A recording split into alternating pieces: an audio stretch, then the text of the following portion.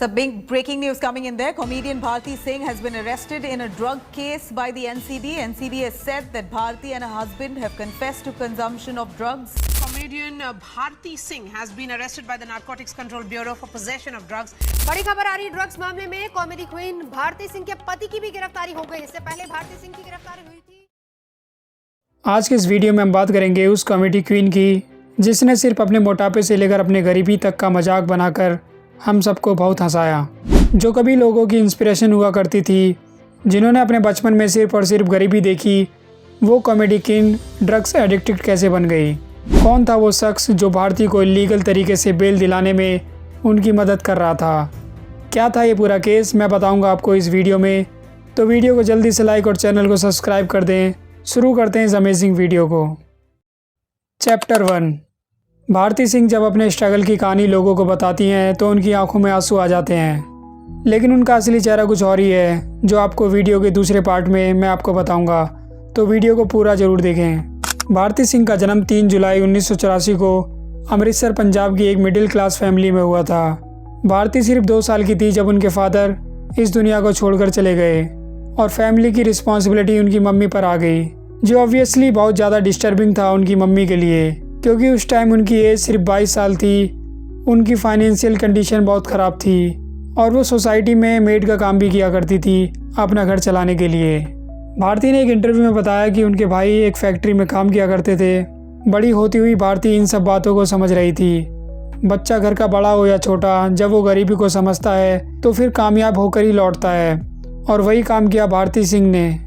Punjab technical university से education complete की और साथ ही साथ उन्होंने थिएटर भी किया, जिससे वो अपनी फैमिली को फाइनेंशियली सपोर्ट करती थी। फिर एक दिन कॉलेज में सुदेश लहरी ने उन्हें उनके फ्रेंड्स को हंसाते हुए देखा। अमृतसर में कॉमेडी किंग कपिल शर्मा ने उन्हें एक शो के ऑडिशन के लिए भेजा।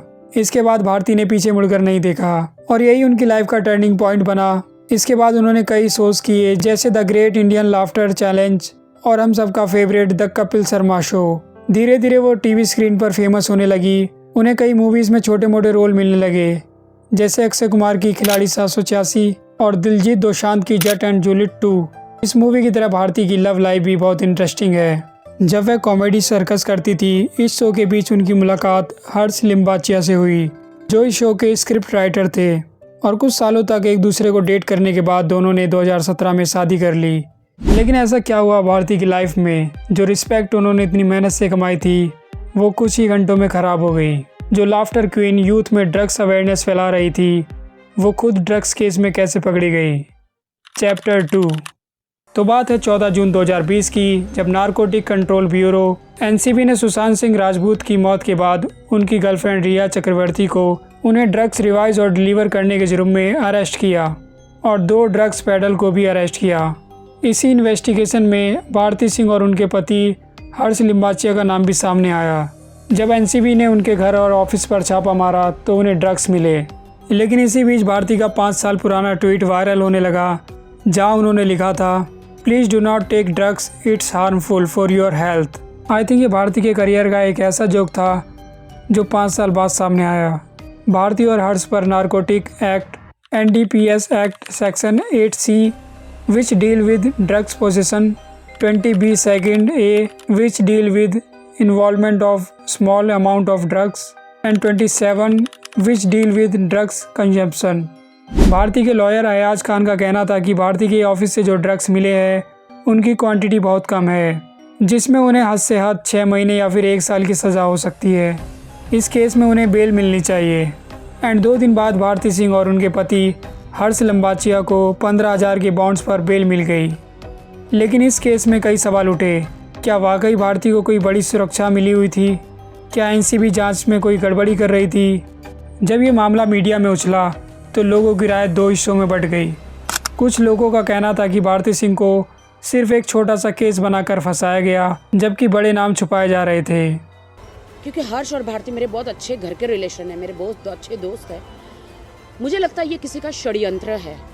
वहीं कुछ लोगों का ये भी कहना था कि अगर कोई बड़ा स्टार होता तो शायद सख्त सज़ा मिलती, लेकिन भारती और हर्ष आसानी से बच गए। लेकिन अब जो मैं आपको बताऊंगा वो थोड़ा शॉकिंग है।